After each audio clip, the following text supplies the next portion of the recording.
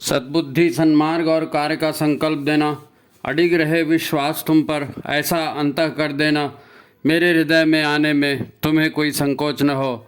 हे गुरुदेव, मुझे नजरों से दूर कभी न होने देना। हे गुरुदेव, मुझे नजरों से दूर कभी न होने देना। नमस्कार, गायत्री चिंतन धारा के इस सतत प्रवाह में आप सभी का स्वागत है। मित्रों, आप सब लोग वीडियो को देख रहे हैं, पसंद कर रहे हैं। जीवन में आपको ऐसा लगता है कि ये वीडियो बहुत उपयोगी हो रहे हैं, तो इसके लिए वंदनीय माता जी का आशीर्वाद आप इसे समझिए। हम सबको यही कहते हैं कि ये वंदनीय माता जी का संदेश है और ये आपके लिए है। ठीक है। अब आज के समस्या आज अपन जिस विषय पर चर्चा करने वाले हैं वो आज की ज्वलंत समस्या है। सब लोग तनाव में जी रहे हैं, व्यस्त जीवन है, समय नहीं है किसी के पास, तो जीवन सुखमय कैसे बनेगा? हम सब सुखी कैसे होंगे? जीवन में तनाव का मूल कारण क्या है, ये हमको समझना पड़ेगा।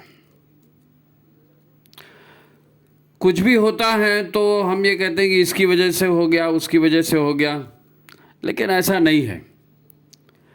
प्रकृति अपने नियमों पर चलती है। जो भी हुआ है या जो भी हो रहा है या जो भी होगा, उसका कोई ना कोई कारण होता है, बिना कारण कुछ नहीं होता है। अब तनाव क्या है, इसको ज़रा समझ लीजिए। मेरे को टेंशन हो जाता है, बोलना आसान है, लेकिन ये तनाव क्या है और टेंशन क्यों होता है और इसको रिलीज तो आप ही करेंगे ना। हमारे ऊर्जा शरीर पर हमारे मन के द्वारा डाला गया नकारात्मक प्रभाव, ये तनाव है। तनाव क्या है? हमारे ऊर्जा शरीर पर हमारे मन के द्वारा डाला गया नकारात्मक प्रभाव, ये तनाव है। कार्य का होना नहीं होना, बनना या नहीं बनना, ये एकदम अलग बात है। मन कहता है ऐसा नहीं होगा तो नुकसान हो जाएगा, इसको रोको, और हम यदि रोक देते हैं तो तनाव का प्रश्न ही नहीं है। ठीक है, हमको लगा, हमने रोका, बात खत्म हो गई। तनाव तब होता है जब हम उस कार्य को रोकने की स्थिति में नहीं होते। अब इतने लोग हैं, इतना सारा बड़ा समाज है, इतने सारे लोग इतना सारा काम करते हैं, सबको आप कैसे रोक दोगे? सबको अपने हिसाब से तो नहीं चला सकते ना। अब दिक्कत यह है कि ऊर्जा शरीर में ऊर्जा प्रवाह मन की वजह से जब बाधित होता है, तो मन तो सारे शरीर को कंट्रोल करता है ना, तो शरीर के विभिन्न अंगों में ऊर्जा का प्रवाह भी बाधित हो जाता है ना। और जब ऊर्जा का प्रवाह शरीर में बाधित हो जाएगा, उसमें रुकावट आ जाएगी, तो जाहिर है व्यक्ति की कार्य क्षमता में रुकावट आ जाएगी, उसका स्वास्थ्य ठीक नहीं होगा। तो बैठे ठाले ये मुसीबत मन पैदा कर लेता है, मन खुद ही पैदा कर लेता है बैठे ठाले अपने विचारों से, है नहीं। अब जिंदगी है, सफलता असफलता ऊंच नीच होते रहती है भाई, किसके लाइफ में नहीं होती है? पर नहीं साहब, उसने ऐसा क्यों कहा, उसको ऐसा नहीं करना चाहिए था, उसको ऐसा नहीं करना था, मैंने तो उसका कुछ नहीं बिगाड़ा था, फिर उसने ऐसा क्यों किया? लोग इतने केयरलेस कैसे हो सकते हैं? थोड़ा तो मैनर होना चाहिए आदमी को।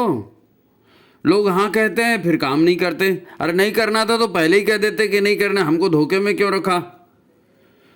लोग करते क्यों नहीं? तनख्वाह किस बात की लेते हैं? तनख्वाह लेते हो, काम करना चाहिए। सबके सब भ्रष्ट हैं आजकल कोई किसी की मदद नहीं करता। आप हजार समझाओ, टेंशन नहीं लेना, पर आदमी को टेंशन हो जाता है, सबको होता है। देखो, आप सारी दुनिया को तो नहीं बदल सकते। इमोशनल होने से क्या हो जाएगा भाई, बात और बिगड़ेगी। अब छोटे छोटे परिवार हैं, सभी या तो कमाने वाले हैं या फिर पढ़ने वाले हैं। घर में है ही कितने लोग, या तो कमाने वाले हैं या पढ़ने वाले हैं। घर में कोई बुजुर्ग हो, कोई छोटे बच्चे हों, तब तो फिर उनके लिए भी समय निकालना मुश्किल है। तो बाहर वालों की, मित्रों की, रिश्तेदारों की मदद करने कौन जाएगा? अपने घर में समय नहीं पूरा है तो बाहर मदद करने कौन जाएगा? भाई नौकरी धंधा छोड़ कर तो कोई आएगा नहीं। ज़्यादा से ज़्यादा आएगा 10-20 मिनट मिल लेगा, हाँ कहो भाई क्या हाल चाल है, हाँ ठीक है भाई। उनको भी खराब लगता होगा कि हम समय नहीं दे पाते, आर्थिक सहायता नहीं कर पाते, क्योंकि पैसे तो सबको चाहिए ना, पैसे सबको चाहिए। कोई व्यक्ति बीमार होता है, लोग उससे मिलने जाते हैं और डरते रहते हैं कि कहीं यार 20-50 हज़ार मांग ना ले। वो सब यही सोचेंगे ना, हमको लगेगा तो हम पैसा कहाँ से लाएंगे, इसलिए बचा के रखना है। अब मांगने से देगा कौन? कोई नहीं देता। इसके अलावा फिर तीज त्यौहार मनाना है, शादी ब्याह में लेन देन करना है, कहीं रिश्तेदारी में जाना है, इन सब के अलावा फिर खुद की हारी बीमारी, इसके लिए भी तो पैसा बचा के रखना है। तो समाज में रहेंगे और इस ढंग से रहेंगे तो टेंशन तो होगा ही होगा, किसी न कहीं से टेंशन होगा ही होगा। अब कोई व्यक्ति मुंह से बोले या ना बोले, टेंशन तो होता है। जीवन में होने वाले इस तनाव का सामना कैसे करें? जीवन में होने वाले इस तनाव का सामना कैसे करें? परिस्थितियां तो यही रहने वाली हैं, परिस्थितियां यही रहने वाली। बाहरी परिस्थितियां तो हम बदल नहीं सकते, कैसे बदलेंगे? समाज परिवार में इतने लोग रहते हैं, सबका अपना अपना जीवन है, अपने अपने कर्म हैं, अपनी अपनी रुचियां हैं, उनको तो नहीं बदल सकते। वो अपने स्टाइल से जिएंगे ना, जैसे आप अपने तरीके से जीते वैसे वो भी अपने तरीके से जीते। तो फिर एक ही तरीका बचता है, वो है अपनी मनस्थिति को बदलना।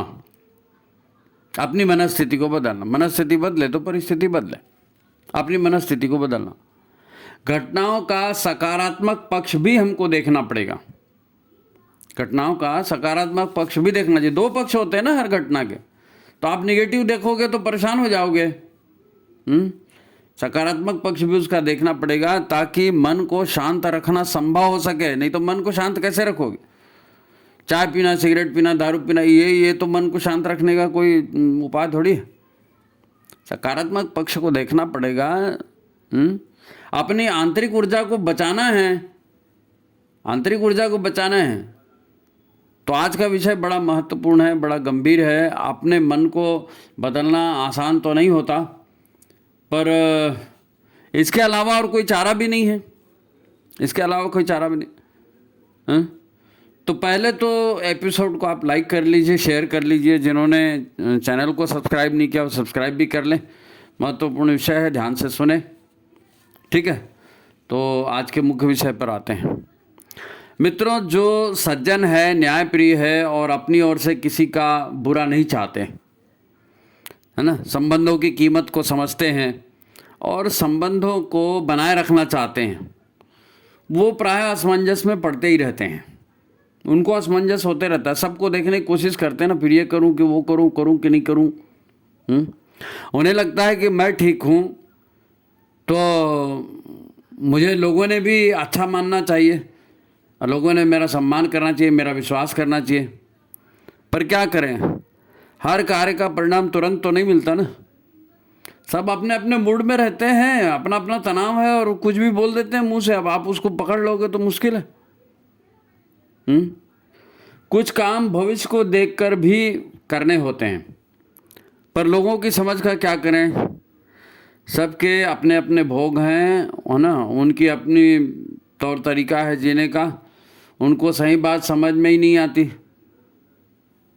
तो बुरा भी लगता है। फिर ठीक है, तो फिर युग नहीं सुधरने वाला। आप किसी को सुधार नहीं सकते, सुधरना तो खुद को ही पड़ेगा भाई। अपने ही मन को ठीक रास्ते पर लाना पड़ेगा। मन चंगा तो कटौती में गंगा। अपने ही मन को ठीक लाना पड़ेगा, अपनी ही मनस्थिति को बदलना पड़ेगा। आपका कष्ट कोई नहीं समझेगा, कोई नहीं समझेगा आपका कष्ट। किसी से कोई अपेक्षा करना भी बुरा है। आप अपेक्षा करोगे फिर वो पूरा नहीं करेगा, फिर आपको बुरा ही लगेगा।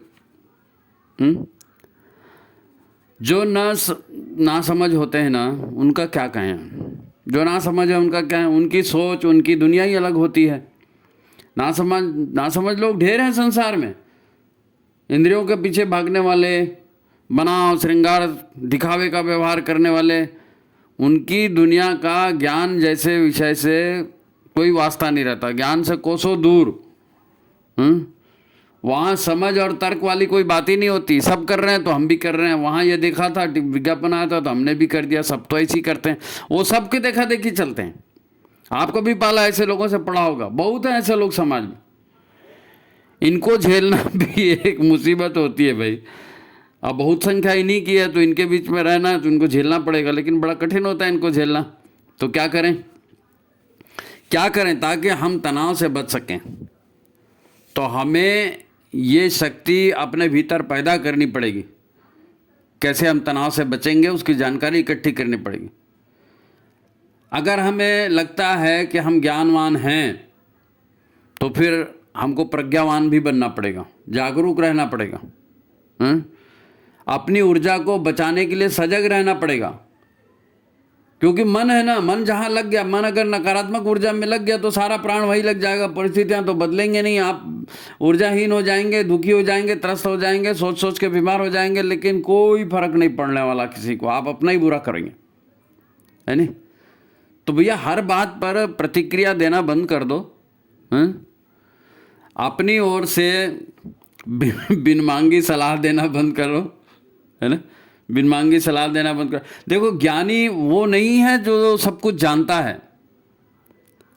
ज्ञानी वो नहीं है जो सब कुछ जानता है। ज्ञानी वो है जो लोगों के साथ संतुलित व्यवहार रखता है। ज्ञानी वो है जो सुखद और दुखद परिस्थिति में भावनाशील तो होता है पर भावुकता में व्यवहार नहीं करता। भावुकता में व्यवहार नहीं करता, क्योंकि सुख और दुख तो शरीर और मन का अनुभव मात्र है ना। शरीर को सुख होता है, मन को सुख होता है, शरीर अनुभव करता है, मन अनुभव करता है। अगर मन में सकारात्मक ऊर्जा है, सकारात्मक विचार है, तो कष्ट सहकर भी व्यक्ति खुश हो सकता है। हंस हंस कर कष्ट सहा जाता है, सहते हैं लोग। मन में होता है तो सहते हैं। अब मन में अगर नकारात्मक भाव है, व्यक्ति ने पहले से ही कुछ अलग तरह की धारणा बना करके रखी है, कुछ अलग तरह के विचार बना के रखे हैं पहले से ही मन में, तो मामूली सी बात में भी मन, है ना, वो बहुत बड़ी वो बात लगने लगती है मन को। मामूली सी बात होगी तो मन उसको बहुत बड़ा बना लेता है। कई बार हम इसी वजह से बड़ी बड़ी तीखी प्रतिक्रियाएं देते हैं, फिर बाद में पता चलता है अच्छा ये बात थी, ओ सॉरी मैंने ऐसा बोल दिया। तो सब ऐसे ही तो संसार चल रहा है। और फिर स्वतः ही कई तरह के तनाव हम पाल लेते हैं अपनी गलतफहमियों की वजह से। तो जीवन को समझना पड़ेगा। देखो, जीवन की कुछ कड़वी सच्चाइयां हैं जिनमें जीवन खाली मीठा मीठा नहीं है, सोच समझकर जीना है। देव दुर्लभ मानुष तन है ना, तो देव दुर्लभ है तो मनुष्य सोच विचार कर जीना पड़ेगा। तो कुछ जीवन की कड़वी सच्चाइयां हैं, इनको हमेशा याद रखो। आप जीवन की कुछ कड़वी सच्चाई इनको हमेशा याद रखो और इसके हिसाब से व्यवहार भी करो। देखो, केवल इमोशनल होने से खतरा बढ़ जाता है। केवल इमोशनल होने से काम नहीं बनता, खतरा बढ़ जाता है। काम तो अच्छे ही करने हैं, किसी को धोखा नहीं देना है, पर आप कितना भी कर लो, सामने वाले को आप संतुष्ट नहीं कर सकते, नहीं कर सकते, नहीं कर सकते। कितना भी कर लो, सामने वाले को संतुष्ट नहीं कर सकते। वो सब आप अच्छा करोगे, अगर एक तो बुरा हो गया ना तो उसी को लेके 10 बार चिल्लाएगा, वो तुमने उस दिन ऐसा कर दिया था, तुमने उस दिन ऐसा कर दिया था। वो आदमी भरोसे का नहीं है, गए इतने अच्छे काम के सब बेकार हो जाए, है ना? ठीक है, आपकी जिम्मेदारी है और आप अपनी जिम्मेदारी समझते भी हैं, है ना? और ये जिम्मेदारी ख़त्म भी नहीं होने वाली है। चाहे आप सर्वस्व अर्पित कर दो, फिर सामने वाले को जो है ना आप खुश नहीं कर सकते, आपकी खुश नहीं कर सकते। आपकी वो कदर करेगा ही ऐसा कोई ज़रूरी नहीं है, ऐसा नहीं होने वाला। फिर आप एक बात और याद रखो कि आप स्वतः किसी की ज़िंदगी नहीं बदल सकते। खूब सोच लो, खूब समझा लो, नहीं जी ये कर लो, नहीं जी वो कर लो, नहीं तुमको मेरी कसम, नहीं फलाने की कसम, वो कुछ नहीं होने वाला। आप नहीं बदल सकते किसी को। अगर व्यक्ति बदलेगा ना तो अपनी मर्जी से बदलेगा। जब उसको अंदर से लगेगा कि मेरे को ये नहीं करना है, तभी वो करेगा। आपके समझाने मात्र से ये नहीं होगा, क्योंकि अभी तो जो कुछ वो भुगत रहा है, जिधर वो जा रहा है, वो उसका अपना प्रारब्ध है, उसके अपने भोग हैं, वो खींच रहे हैं उसको। भोग खींचते हैं, जाको प्रभु दारुण दुख देई, बाकी मति पहले ही हर लई।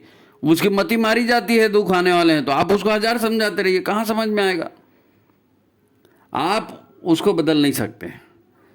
ये हमेशा याद रखना है, हमेशा याद रखना। पड़ेगा तो किसी के लिए ज़्यादा चिंता करते रहना बेकार है, किसी के लिए भी ज़्यादा चिंता करना बेकार है। आप अपने एक बार बता दिया, एक बार समझा दिया, सामने वाले ने मान लिया, ठीक है, नहीं माना तेरी मर्जी भाई। जिंदगी में आप सब भूल जाओ, पर 2 सूत्र हमेशा याद रखना, 2 सूत्र हमेशा याद रखना, कभी नहीं भूलना। पहला सूत्र है यज्ञेन यज्ञमय जनता, यज्ञेन यज्ञमय जनता देवा तानि धर्माणि प्रथमान्यासन। मंत्र पुष्पांजलि का मंत्र है ना, यज्ञेन यज्ञमय जनता देवा तानि धर्माणि प्रथमान्यासन, सबको याद है। सूत्र कहता है कि परमात्मा ने यह संसार यज्ञ रूप बनाया है, यज्ञ रूप बना है संसार, यज्ञ से ही बना है, यज्ञमय है और यज्ञ रूप है। यज्ञ क्या है? यज्ञ जीवन देने वाला है, यज्ञ जीवन को बेहतर चलाने वाला है, और यज्ञ जीवन की सुरक्षा का भी अनिवार्य तत्व है। यज्ञ ही है जो कुछ है वो, यज्ञो वही श्रेष्ठतम कर्म है, नहीं सबसे बढ़िया। तो संक्षेप में इसे क्या कहेंगे? यज्ञ को निस्वार्थ सेवा, है नहीं, निस्वार्थ जीवन दान कह सकते हैं। दान भी सेवा ही है नहीं। प्रकृति में सभी कुछ एक दूसरे पर अवलंबित है, सब एक ही है जी, सब परमात्मा, प्रकृति, आत्मा सब एक ही है। जीवन में सब जो भी अलग अलग दिख रहा है ना, ये अलग अलग दिखता जरूर है, लेकिन सब एक दूसरे पर अवलंबित है। प्रकृति मतलब ये एक इकोसिस्टम है, प्रकृति एक इकोसिस्टम है, एक है तभी दूसरे का अस्तित्व है, नहीं तो दोनों नहीं रहेंगे। एक है इसलिए दूसरे का अस्तित्व है, इसलिए नहीं रहेगा तो दोनों नहीं रहेंगे। अब समुद्र है, गर्मी है, बादल है, वर्षा है, पहाड़ है, वृक्ष है, नदियां हैं, पशु पक्षी हैं, मिट्टी है, हवा है, पानी है, आग है, सूर्य है, चंद्रमा है, ये सब कुछ न कुछ दे रहे हैं। समुद्र पानी देता है, गर्मी समुद्र को गर्म करती है, फिर उससे बादल बनते हैं, फिर वर्षा होती है, फिर वो पहाड़ में जाकर रुकती है, फिर वृक्ष, वनस्पतियाँ, कीड़े, पशु सब एक दूसरे को जीवन दे रहे हैं ना। यही यज्ञ रूप संसार है, यही यज्ञ रूप संसार है। सभी को सब कुछ अपनी जगह पर मिल रहा है, ऐसी परमात्मा ने व्यवस्था बना के रखी है, और ये सारा तंत्र युगों से चल रहा है। हर जीव जंतु को उसके काम की चीज उसकी जगह पर मिल रही है कि नहीं मिल रही है? बच्चा पैदा होते ही माँ के थन में दूध आ जाता है, ये क्या है? ईश्वर की व्यवस्था है, यही जीवन है। इसलिए हम प्रार्थना करते हैं, यज्ञ रूप प्रभु हमारे भाव उज्जवल कीजिए, छोड़ देवें छल कपट को, मानसिक बल दीजिए। भगवान से प्रार्थना करते हैं, भगवान हम बहक रहे हैं, हम दूसरे रास्ते पर जा रहे हैं, हम गलत भावनाएं पाल करके रखे हुए हैं, हे भगवान यज्ञ रूप हमारे भावों को उज्जवल बना दीजिए, सर्वहितकारी बना दीजिए। प्रार्थना कहती है, यही प्रार्थना आगे जाके क्या कहती है? हर्ष में हो मग्न सारे, शोक सागर से तरें। हर्ष में हो मग्न सारे, सब खुश रहें, और सब जो है शोक सागर से तरें। दुखों में डूबे रहने से कोई मतलब नहीं है। तुलसीदास जी भी यही कहते हैं, जाहि विधि राखा है राम ताहि विधि रहिए। मतलब जो मिल रहा है बड़े सौभाग्य से मिल रहा है, उसमें खुश रहना सीखो। भगवान किसी को साथ अन्याय नहीं करते, किसी को परेशान नहीं करते। आपके भाग्य में जो आपके कर्मों के हिसाब से जो सबसे अच्छा था वो आपको मिल रहा है। अपनी खुशियाँ बढ़ाने के लिए छल कपट का रास्ता कदापि मत चुनो। छल कपट का, दूसरों को देख करके आप भी अपना रास्ता चुन लोगे जी।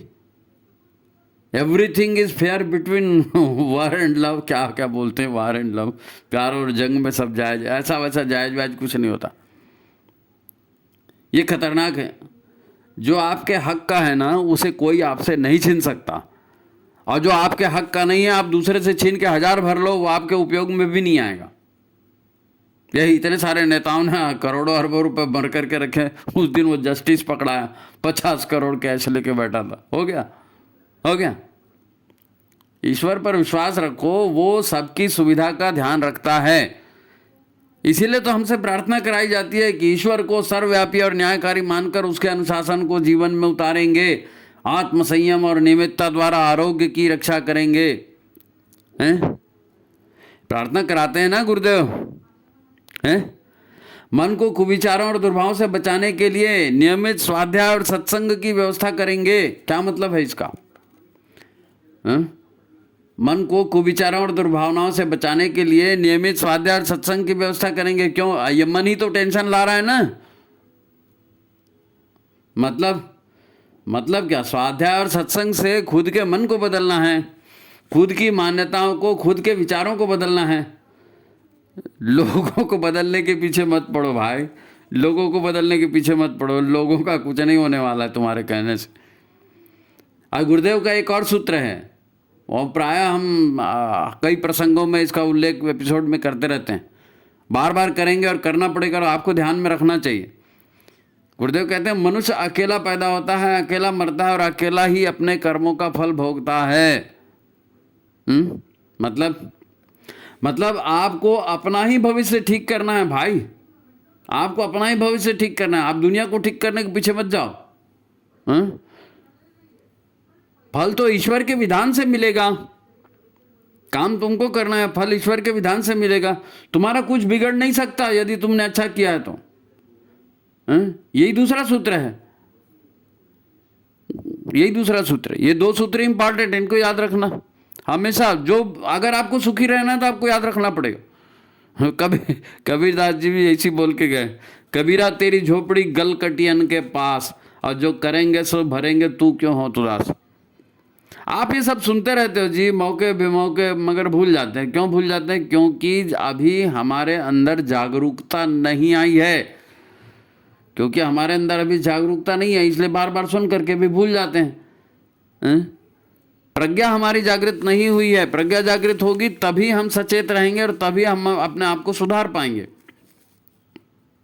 आपने कभी सोचा कि गुरुदेव ने गृहस्थ को तपोवन क्यों कहा? गुरुदेव ने कहा ना गृहस्थ को तपोवन, क्यों कहा? यहां ऐसी कौन सी तपस्या करनी पड़ेगी? किस तपस्या की ओर इशारा किया है गुरुदेव ने? गुरुदेव की एक भी बात बेकार नहीं है। गुरुदेव कैसे कह रहे हैं तपस्या करना है घर में? लोग तो घर में एसी लगवाते हैं, डबल बेड का बिस्तर लगाते हैं, 56 इंच का टीवी और ये और वो। अरे बाबा, उसके लिए घर नहीं है, गृहस्थ एक तपोवन है। इसको समझना जरूरी है। जीवन यज्ञ का केंद्र बिंदु है, जीवन यज्ञ का केंद्र बिंदु है। यज्ञ कहा है ना, यज्ञ ने यज्ञ में जंत देवाहा। जीवन ही यज्ञ है, यज्ञ से ही बना है, यज्ञ से ही संसार चल रहा है। तो परिवार, जीवन जो है उसका केंद्र बिंदु क्या है? परिवार और समाज। पिछले जन्मों के सारे लेनदार देनदार यही परिवार में ही तो मिलेंगे आपको, समाज में ही मिलेंगे। पिछले जन्म में जीते जीते मर गए ना, तो लेनदारी देनदारी तो छूटेगी नहीं। भूल चूक लेना देना थोड़ी होता है, किसी से लिया है उसको चुकाना पड़ेगा। तो पिछले जन्म में नहीं चुका पाया तो जो लेने वाला था वो इस जन्म में फिर आ गया परिवार में, और जो देने वाला था वो भी आ गया परिवार में। अच्छे बुरे लोग ही तो रहते हैं ना परिवार में, और कौन रहता है? सब परिवार में, समाज में, मित्र मंडली में सब पिछले जन्मों के लेनदार देनदार ही हैं। जिसने दिया था वो लौटाता है, जिससे आपने छीना था वो आपसे छीनने के लिए आ जाता है। इसीलिए गृहस्थी में राग द्वेष से दूर रहकर धर्म कर्तव्य करना है। गृहस्थी में क्या करना है? गृहस्थी करना है, भोग का साधन नहीं बनाना है, अय्याशी का अड्डा नहीं बनाना है, गृहस्थी करना है, धर्म कर्तव्य करना है। धर्म कर्तव्य करना है। तानि धर्माणि प्रथमान्यासन। यज्ञ से संसार बना है ठीक है, लेकिन वो संसार चलता किस आधार पर है? धर्माणि प्रथमान्यासन। धर्म सबसे प्रथम है उसमें। धर्म, उसके बाद अर्थ, उसके बाद काम, उसके बाद मोक्ष। धर्म का ही तो आधार है ना। तानि धर्माणि प्रथमान्यासन। तो धर्म का आचरण कहाँ करेंगे? परिवार में करेंगे, इसीलिए तो उसको तपोवन कहा है। धर्म का आचरण कहाँ करेंगे? परिवार और समाज में। ईश्वर ने यज्ञ रूप संसार तो बनाया। यज्ञ माने वही सेवा, परहित के काम, निस्वार्थ रूप से सेवा, है नहीं? है सेवा के बाद काम। इसके साथ धर्म युक्त जीवन भी जीना है। सब कुछ करते हुए भी धर्मयुक्त जीवन भी जीना है। धर्म का दूसरा नाम क्या होता है? कर्तव्य। धर्म माने क्या? हिंदू मुस्लिम ईसाई नहीं, बकवास है। धर्म माने कर्तव्य। माता का धर्म, पिता का धर्म, गुरु का धर्म, शिष्य का धर्म। धर्म माने कर्तव्य। कर्तव्य पूरे संसार के प्रति कर्तव्य। हमारे यहाँ कहते हैं ना, देव ऋण, ऋषि ऋण, दिव्य मानव ऋण, पितृ ऋण, गुरु ऋण, मातृ ऋण, पितृ ऋण, देश धर्म, सबका ऋण है, सबका ऋण है, तब हम खड़े हैं। सबको इसी गृहस्थी में, गृहस्थी करते करते सबका ऋण चुकाना है। गृहस्थी करते करते सबका ऋण चुकाना है। अब जो केवल इंद्रिय सुख भोगों को ही जीवन मानेगा, केवल इंद्रिय सुख भोगों को जीवन मानेगा, केवल बन संवर कर रहेगा, मजा मौज करेगा, उसी को जीवन मानेगा, और अपने निहित स्वार्थ के लिए साम दाम दंड भेद छल कपट सबको अपना के चलेगा, तो अपने कर्मों के अनुसार फल भी पाएगा। अपने कर्मों के अनुसार फल भी पाएगा। ऊर्जा का खेल है, ऊर्जा का खेल है। हर ऊर्जा पिंड से, जहां से आपने ऊर्जा ली है वहां चुकाओगे। ऊर्जा ली है वहां से चुकाओगे। भाई सूर्य है, कहीं तपता है तो वहां की जो हवा है गर्म होकर ऊपर उठ जाती है, तो जहां की ठंडी हवा रहती है वो खुद ब खुद वहां जाती है ना। कोई ढकेलता है उसको? नहीं, वो खुद ब खुद जाती है। ईश्वर का नियम है। तो आप करेंगे, कहीं गड्ढा खोदेंगे तो उस गड्ढे को आपको ही भरना पड़ेगा। उनके भोग ऐसे होते हैं। लोग जो है ना, आपको मिलेंगे, परिवार नहीं तो समाज में जरूर मिलेंगे, जो ऐसा इंद्रिय आधार पर जीते हैं, भोग के आधार पर जीते हैं। वो आपको दुखी भी करेंगे, पर आपको पता है ना, आप उन्हें सुधार नहीं सकेंगे। उनको समझाने और सुधारने के चक्कर में अपनी लाइफ खराब मत करो। आपको अपने मन को ही सुधारना है, अपने मन पर ही नियंत्रित रखना है। ये आंधी तूफान है, ऐसे आंधी तूफान तुम्हारे जीवन में बहुत आएंगे, तुमको बहकाने वाले भी जीवन में बहुत आएंगे। अपने आप को सुधारो, अपने आप को संभालो, अपने मन को संभाल के, अपने भावनाओं को संभाल के, है नहीं? वो प्रार्थना है ना, स्वार्थ भाव मिटे हमारा, प्रेम पथ विस्तार हो, इदम न मम का सार्थक प्रत्येक में व्यवहार हो। स्वार्थ भाव मिटना है, प्रेम पूर्वक रहना है। इदम न मम, ये मेरा नहीं है। ऐसा व्यवहार करना है। ये रोज प्रार्थना में गा रहे हैं ना, इदम गायत्री इदम न मम, इदम गायत्री इदम न मम। ये मेरा नहीं है, ये गायत्री का है। ये मेरा नहीं है, ये सद्बुद्धि का है। तो देव ना सद्बुद्धि करो, और देव जिसका है उसको, जिसका है उसको देव सद्बुद्धि करो। गायत्री माने सद्बुद्धि। धर्म कर्तव्य क्या है? धर्म कर्तव्य क्या है? वो कहते हैं ना, क्या लेकर आए थे क्या लेकर जाओगे, जो कुछ पाना पाना यही पाना है भाई, हैं? अब आम जनता समाज में क्या चलता है, हर बात के लिए लोग ये कहते हैं मुझे क्या मिलेगा, मेरा क्या फायदा।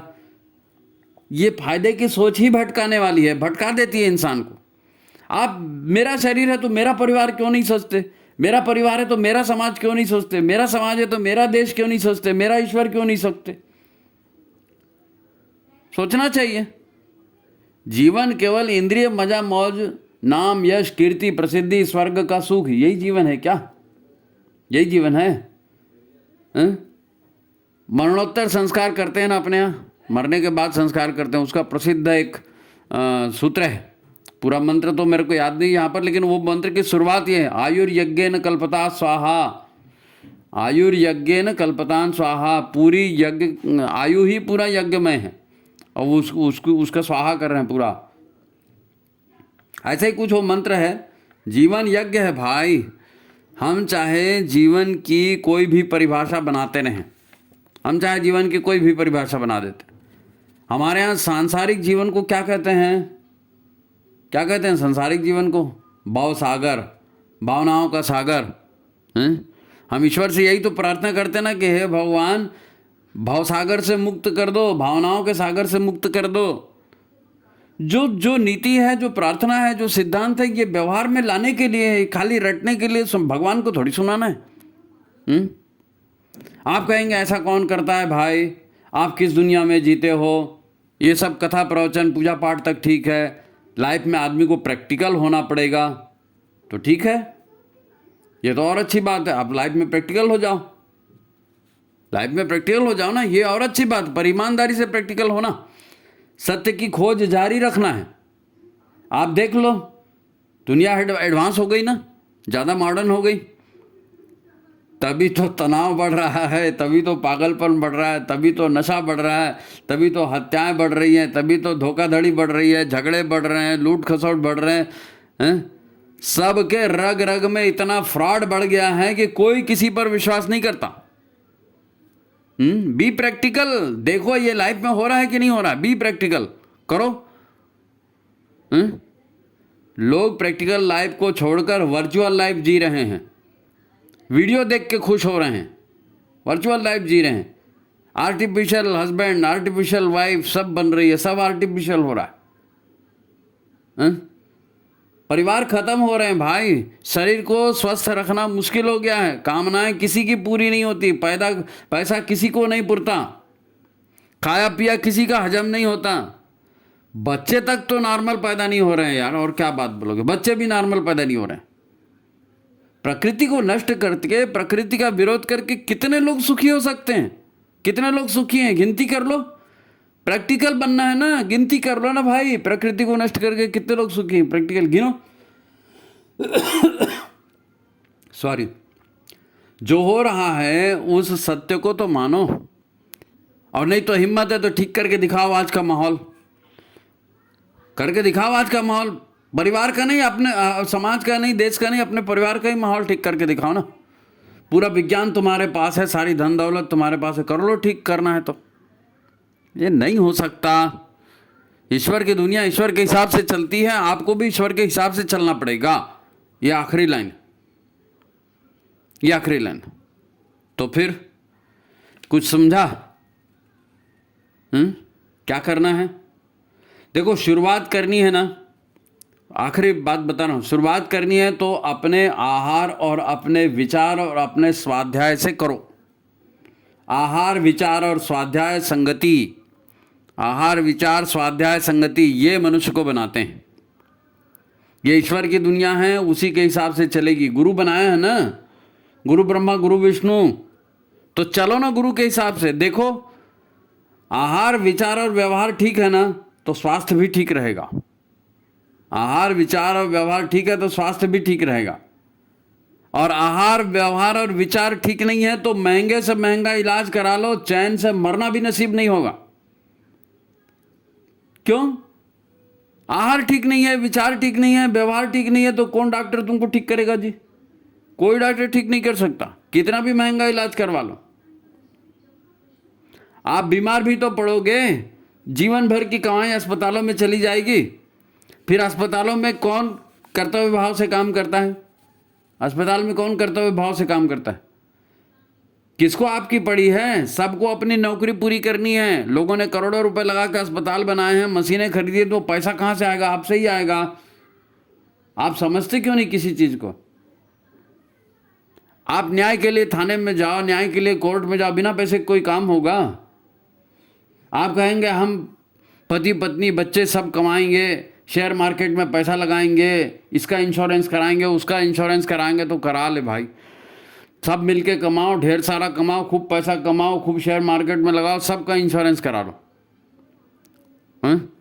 मैंने कहा ना, यही तो सब दुनिया में हो रहा है और सब परेशान है। सब दुनिया में यही कर रहे हैं और सब परेशान है। कहाँ आ गई दुनिया, देख रहे हो? तो ठीक है, लंबा बात नहीं करेंगे। बात के बाद आखिरी में गौतम बुद्ध स्वयं ने कहा है, स्वयं गौतम बुद्ध ने कहा, अपदीपो भव, है नी, अपदीपो। अपने मार्गदर्शक स्वयं बनिए, अपने आप को बेहतर स्वयं बनाइए, है नी। दुनिया को दिखाने से कुछ नहीं मिलने वाला है। दुनिया देखेगी भी तो कुछ नहीं करेगी। आपको क्या, आप क्या सोचते हो? आप दुनिया को दिखाएंगे तो वो ताली बजाएगी? कोई ताली नहीं बजाएगा। चमचागिरी जिसको करना है वो ताली बजाएगा, है? तो अपने आप को ठीक करो, अपने मन को ठीक करो, अपने जीवन को ठीक रखो।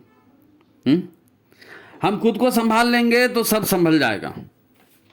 हम खुद को संभालेंगे, सब संभल जाएंगे। इसलिए गुरुदेव ने कहा ना, हम सुधरेंगे युग सुधरेगा, हम बदलेंगे युग बदलेगा।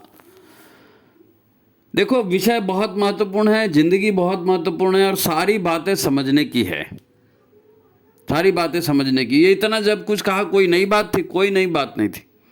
सब गुरुदेव ने कहीं ना कहीं कह कर रखा है। लेकिन हमारी प्रज्ञा जागृत नहीं हुई है, हम हर चीज़ को भूल जाते हैं। नहीं जी, हम तो अपनी मर्जी से जिएंगे। कौन सी मर्जी? मन की मर्जी। मन क्या है?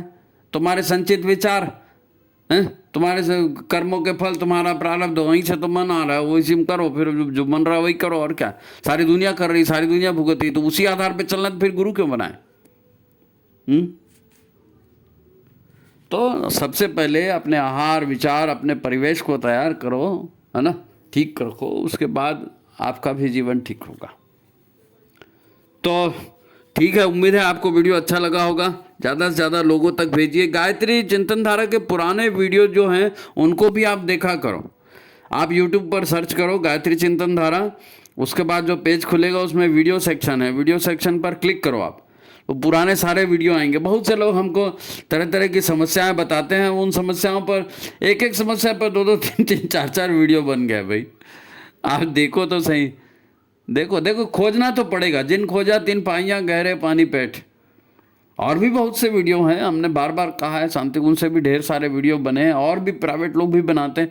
हमने कोई ठेका नहीं लेके रखा, लेकिन हमारी बात करोगे तो हम तो आपको यही बताएंगे कि भाई हमने जो है अभी 250 के ऊपर वीडियो बनाए हैं। आप यूट्यूब पर जाइए, गायत्री चिंतन धारा सर्च कीजिए, उसमें पुराने वीडियो आएंगे, उसको देखिए और कमेंट जरूर करिए। आप कमेंट जरूर करिए, आपको क्या अनुभव होता है आप कमेंट करिए। तो नंबर हमने इसमें दिया हुआ है, अगर आपको डायरेक्ट वीडियो चाहिए व्हाट्सएप के थ्रू भी आपको वीडियो आएगा। ये नंबर दिया है, इसमें आप व्हाट्सएप करेंगे, जय गुरुदेव, हाय, हेलो, कुछ भी लिख करके भेजेंगे, आपका नंबर नाम सेव करके हम डाल देंगे, तो आपको डायरेक्ट आएगा। फिर आप कभी मिस भी हो जाता है, नहीं देख पाएंगे, तो आप बाद में देख सकते हैं। तो ठीक है, आज की बात समाप्त। सब खुश रहो, सबको प्रणाम। माता जी सबका कल्याण करें।